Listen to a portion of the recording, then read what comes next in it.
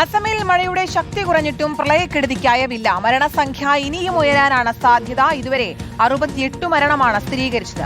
7 ലക്ഷത്തിലധികം പേരെ പ്രളയം ബാധിച്ചതായാണ് കണക്ക്. 18,000-ത്തിലധികം പേരെ ദുരിതാശ്വാസ ക്യാമ്പിലേക്ക് മാറ്റി പാർപ്പിച്ചിട്ടുണ്ട്.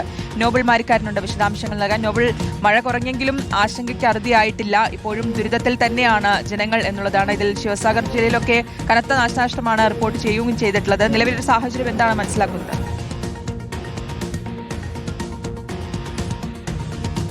അസമിൽ മഴക്കെടുതികൾ ഏതൊക്കെയോ അതിന്റെ സാധാരണ നിലയ്ക്ക് മടങ്ങാൻ സമയം എടുക്കും എന്നാണ് നമുക്ക് മനസ്സിലാക്കാൻ കഴിയുന്നത്. കാരണം നിലവിൽ 68 മരണങ്ങൾ റിപ്പോർട്ട് ചെയ്തിട്ടുണ്ട്. അത് മാത്രമല്ല, ദൃശ്യങ്ങളിൽ നിന്ന് തന്നെ പലയിടത്തും ഇപ്പോഴും വെള്ളക്കെട്ട് രൂക്ഷമാണ്. പല കെട്ടിടങ്ങളും പല വീടുകളൊക്കെ ഇപ്പോഴും വെള്ളത്തിനടിയിൽ തന്നെയാണ് ഉള്ള സാഹചര്യം ഉള്ളത്. അതുകൊണ്ട് തന്നെ ആളുകൾ ദുരിതാശ്വാസ ക്യാമ്പുകളിൽ തുടരും എന്നാണ് നമുക്ക് വിവരം ഉള്ളത്. മൊത്തം ഏറെക്കുറെ 7 ലക്ഷത്തോളം ആളുകളെ ഈ പ്രളയക്കെടുതി ബാധിച്ചിട്ടുണ്ട് എന്നാണ് യാഥാർത്ഥ്യം. ഇതിൽ പല ആളുകൾ, പ്രത്യേകിച്ച് പലയിടത്തും വലിയ ക്യാമ്പുകൾ ഇപ്പോഴും തുടരുകയാണ്. ക്യാമ്പുകളിൽ നിരവധി ആളുകൾ തുടരുകയാണ്. അവർക്കൊന്നും വീടുകളിലേക്ക് മടങ്ങാൻ കഴിയുന്ന സാഹചര്യമുണ്ട്.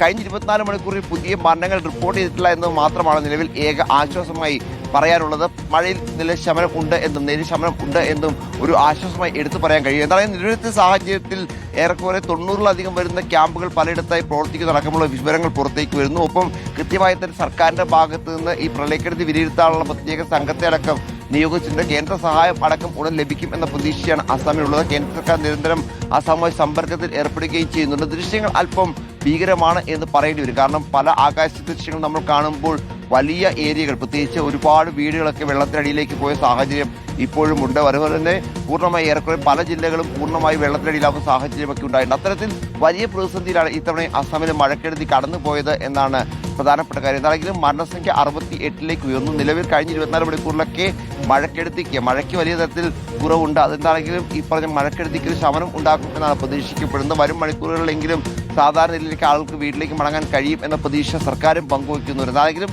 മഴ നിലവിൽ ശക്തമാകില്ല എന്നൊരു റിപ്പോർട്ടാണ് അവിടെ നിന്ന് വരുന്നത്. അത്തരത്തിൽ ആണെങ്കിൽ സാഹചര്യം കൂടുതൽ അനുകൂലമാകും. അതല്ല, വീണ്ടും കാലവർഷം അങ്ങോട്ട് ശക്തി പ്രാപിക്കുന്ന സാഹചര്യം ഉണ്ടാവുകയാണെങ്കിൽ വീണ്ടും വെള്ളക്കെട്ട് അടക്കം പ്രതീക്ഷിക്കുക. അത് കൂടുതൽ ജനജീവിതത്തെ ദുസ്സഹമാക്കും. വലിയ തരത്തിൽ കൃഷിനാശം അടക്കം ഉണ്ടായിട്ടുണ്ട്. എത്രത്തോളം രൂപയുടെയാണ് നാശനഷ്ടം എന്ന കാര്യത്തിലൊക്കെ കണക്കുകൾ തയ്യാറാക്കി വരുന്നു എന്നാണ് ഉദ്യോഗസ്ഥരും അറിയിക്കുന്നത്. എന്താണെങ്കിലും 24 മണിക്കൂർ നിരീക്ഷണമാണ് അവിടെ ഇപ്പോൾ സർക്കാരിന്റെയും ഒപ്പം പ്രധാനപ്പെട്ട ഉന്നത വകുപ്പുകളുടെയൊക്കെ നേതൃത്വം നടന്നുകൊണ്ടിരിക്കുന്നത്.